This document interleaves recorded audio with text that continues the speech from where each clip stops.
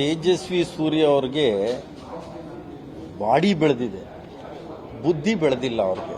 ಯಾಕೆ ಅಂದರೆ ಹೊರದೇಶಕ್ಕೆ ಹೋಗಿ ದೇಶದ ಮಾನ ಮರ್ಯಾದೆ ಕಳೆದಲ್ಲದೆ ಕರ್ನಾಟಕದ ಮಾನ ಮರ್ಯಾದೆಯನ್ನು ಕಳೆದಿರೋದು ಇದೇನು ಮೊದಲನೇ ಬಾರಿ ಅಲ್ಲ.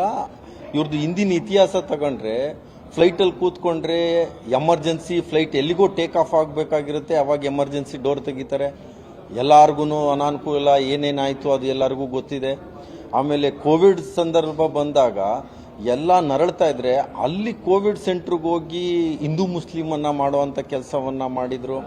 ಆಮೇಲೆ ವಾಟ್ಸಪ್ ಯೂನಿವರ್ಸಿಟಿಗೆ ಹೋಗಿ ಬರೀ ಸುಳ್ಳು ಹೇಳೋದು ಬಿಟ್ರೆ ಪಾರ್ಲಿಮೆಂಟಲ್ಲಿ ಇವತ್ತವರೆಗೂ ಕರ್ನಾಟಕ ವಿಚಾರವಾಗಿ ಯಾವತ್ತೂ ಧ್ವನಿ ಎತ್ತಿಲ್ಲ.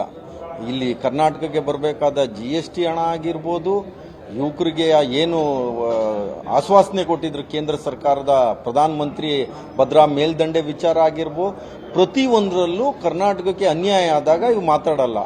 ಈ ರೀತಿ ಹೋಗಿ ಮಾನ ಮರ್ಯಾದೆ ಕಳೀತಾ ಇದ್ದಾರೆ ದೇಶದ್ದು ಮತ್ತು ಕರ್ನಾಟಕ ರಾಜ್ಯದ್ದು. ಅಂದರೆ ಇವರು ಅರ್ಥ ಮಾಡ್ಕೊಬೇಕು.